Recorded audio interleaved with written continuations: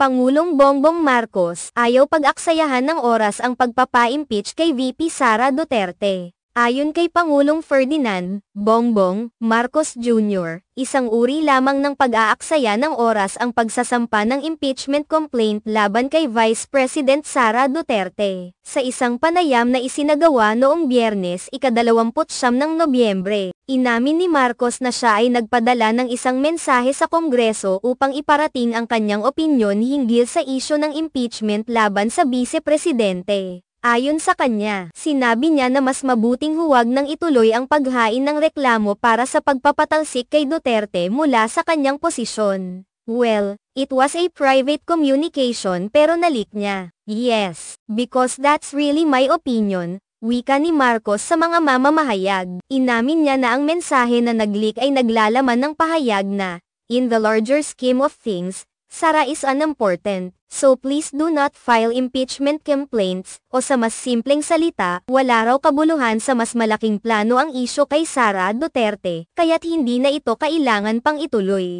Ayon kay Marcos, hindi raw makikinabang ang mga mamamayan o ang bansa kung itutuloy ang impeachment laban kay Duterte. Pinahayag niya sa naturang panayam na wala naman itong epekto sa buhay ng mga Pilipino. This is not important. This does not make any difference to any one single Filipino life, so why waste time on it, dagdag pa ng Pangulo. Para kay Marcos, ang impeachment laban kay Vice President Duterte ay hindi magdudulot ng anumang positibong pagbabago sa buhay ng mga tao at hindi rin makikinabang ang mga mamamayan mula dito. Para sa kanya, ang oras at lakas na gugugulin sa ganitong isyu ay hindi nakatulong sa pangangailangan at kalagayan ng mga Pilipino. Sa kabila ng mga isyong nakapalibot kay Vice President Sara Duterte, pinili ng Pangulo na ituon ang pansin sa mas mahahalagang bagay na makikinabang ang nakararami. Ayon kay Marcos, maraming ibang aspeto ng pamahalaan ang kailangang pagtuunan ng pansin at hindi dapat maliga ang atensyon ng mga mambabatas at ng publiko sa mga ganitong usapin na wala namang magiging epekto sa kabuuan ng bansa. Ang pahayag na ito ni Marcos ay nagsilbing klarifikasyon hinggil sa kanyang posisyon ukol sa impeachment na isinusulong ng ilang sektor. Bagamat may mga naniniwala na ang impeachment ay isang paraan upang mapanagot ang mga opisyal ng gobyerno,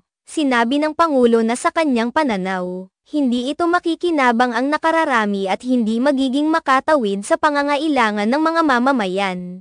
Sa ngayon, ang isyu ng impeachment laban kay Vice President Sara Duterte ay patuloy na nagiging paksa ng mga diskusyon sa mga mambabatas at sa publiko. Gayunpaman, malinaw ang pahayag ni Pangulong Marcos na hindi niya itinuturing na mahalaga o makikinabang ang mga Pilipino sa ganitong klase ng isyu.